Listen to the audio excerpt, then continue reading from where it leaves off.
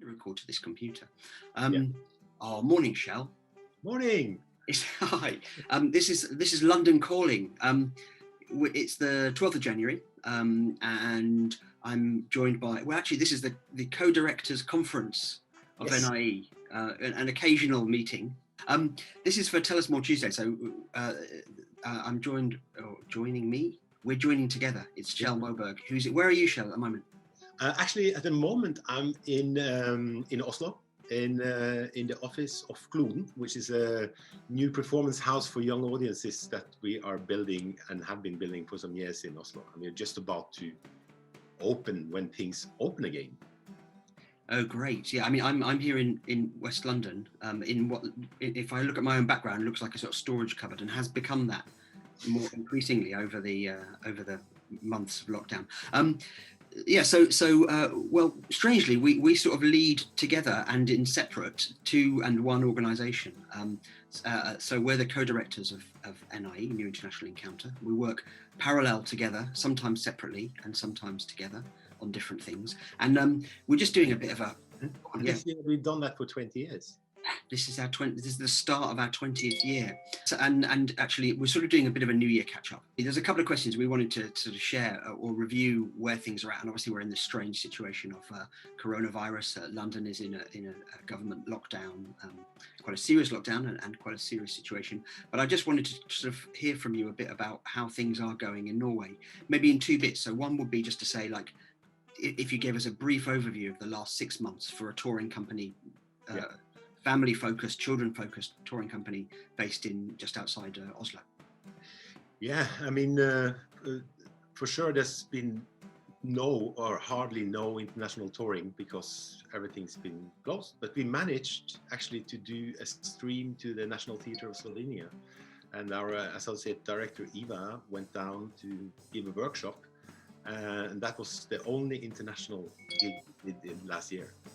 But interestingly, Norway is a very long country, and the way we handle long country. What's happening? It's a long country. It's a very long. I mean, it's not very big, but it's very long. It's 2,500 kilometers, and the municipalities decide if they should lock down or not. So that means you can be in Oslo and everything is closed. There's no bars. Everything is closed down, and then you drive 100 kilometers north and everything is running. The shopping centers are up, the restaurants are up, and the theaters are playing. Mm-hmm. So luckily we managed to do, I would say, 70% of the tours that we planned. Mm-hmm. This touring in schools, but also in theaters. So that was all in Norway. That was all in Norway, and actually from North Cape. So I think, yeah, we come from far away. One of the tours, they were driving 10,000 kilometers. I don't know how many miles that is, but that's quite a long distance. Yes. So that's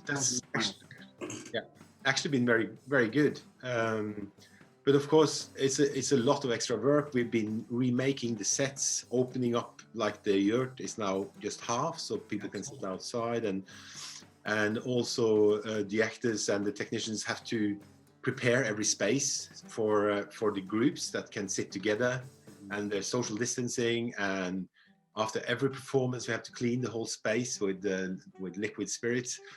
So it's a very different situation, but at the same time, I think I was speaking with one of the actors last night, and he said just to be able to work a little bit is really such a relief, and of course it is for all of us. And have you so that sort of continuing the touring model into schools was also allowed? Yeah. In some areas, or are there some areas where that was suspended, and some areas where it was continued? Yeah. In the central areas around Oslo, it's been very, very little, and then in other areas like in the middle of Norway, we because it's all, I mean, Norway is very locally run, so some municipalities said no, and then the actors just had to wait in the hotel for a day and then go on to the next municipality, which said yes.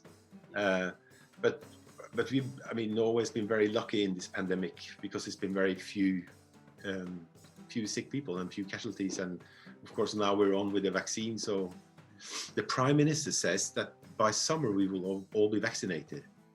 Yeah. I don't trust her, but she says so. You don't trust her? Yeah.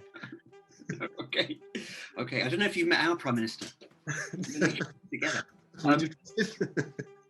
Who knows what would happen there? The and how would you just sort of describe the situation right now? I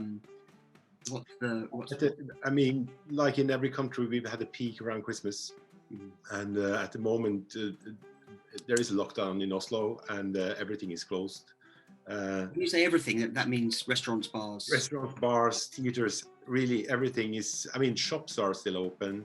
Some cafes are open in the daytime, but the government has been talking about the curfew. Can you go and buy like clothes and shoes, that sort of thing? Actually, I don't know. I haven't looked, but that's the thing. I mean, I've been online shopping for 7 months. I mean, we go to work and then we stay at home or in the forest. That's. Are you hiding in the forest? I'm on my skis. Very nice. That's very nice. And then, but, I mean, I suppose it's just interesting to think about like how you see the next months. I only ask because I think at the moment, certainly in the UK or in England, where we feel that we're in a particularly dark moment. You know, we sort of passed through Christmas and things were, which was, you know, nice to have a Christmas and some time off and celebration. But then we're into a particularly sort of difficult moment now. But how are things standing there now? Yeah, I mean, when we planned the touring last year, we planned it during April last year, and then so our strategy was to plan tours to as remote places as possible, because like with the plague in the Middle Ages, the remote places are likely to not be hit so hard, and so we're actually planning to start a tour in North Cape again in February, and we have 3 performances, like We Come From Far Far Away, The Girl with the Ugly Face, and Brothers and Sisters are all planned out on tour. But we're very unsure what will happen. And but beside that, we're also making a film of Brothers and Sisters. So we've been granted some money from the County of Viken, and we're gonna make a shorter film version where we will have actually youngsters playing in it with the text from the performance and the music from the performance to underscore it. Yeah. And this is something that we just started to do now. Yeah. And we will also do a lot of it will be done outside, and we will have some of the set in the snow, you know, so we have some great plans. So but it's I mean, the people from the company try to isolate as much as possible so we can be able to work together. Yeah. And so the social life and the work life kind of come together. These are the people we see, and yeah. And, I mean, it's often been that way in our making process. We've lived and worked together to some extent, you know, over the years. But I guess it's when we also had that some of a similar experience here. But how do you see how will the movie of Brothers and Sisters be distributed? Do you have a sense of that? Yeah, it's planned to be digitally distributed. We also plan to have some public viewings, but the main thing is as a program instead of a live performance. So the plan from the organizers is that they will show the film, and then the actors and maybe even I will be there in a Teams or Zoom meeting with the students that have watched the film, and we will have some discussion and talk back on the topic. And yeah. Oh, interesting. Yeah, we tried that. I worked with another company on that before Christmas, and actually they're in this building now, just sending a live stream to students in Oslo. Mm-hmm. That the students are at home actually, so they watch this performance at home, but they're all joined together in a Teams room and have a common experience. And of course, this is not theater, but it's something that we can do in this time where it's quite dark and difficult. Yeah. But we also, I mean, for the next half a year, we've decided to go ahead with the 20th first part, the Norwegian part of the 20th anniversary in Asker in August. Yeah. So and we just gonna launch that 1st February. We'll start ticket sales, and it's very risky. Yeah. But we just have to be optimistic and try to do it. And hope that you're vaccinated by then. Yeah, and also hope that maybe we had some help from the summer, because after last summer it was also quite good in August. Yeah. And maybe we can move some of it outdoor. But it would be great to have a little birthday party inside safe. Yeah. And do you think, like, is there a sense of the trajectory for the overall, for the sector, for the you know, for other organisations and for kind of the family children's theatre sector? Do you see is there a notion of the way through this, or what lies beyond, if something lies beyond?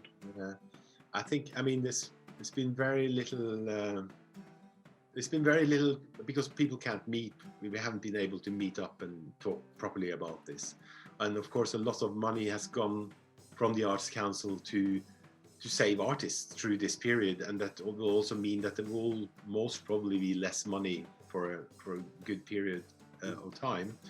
And for sure, there are companies that will disappear during this time. There are companies that have already disappeared the last year, and we're also slowly talking a little bit about the lost generation of newly students that came out this summer, you know, that come into a world which is very, very difficult at the moment.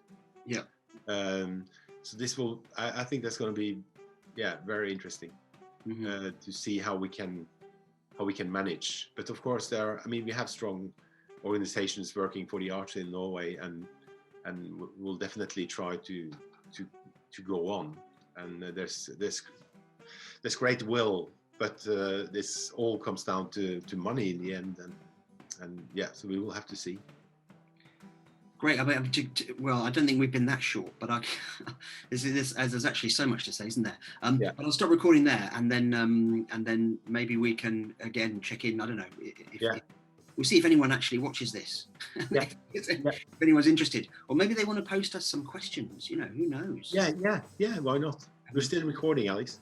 Oh, yeah. I mean, everything's recorded now, isn't it? That's fine. I'll stop recording there.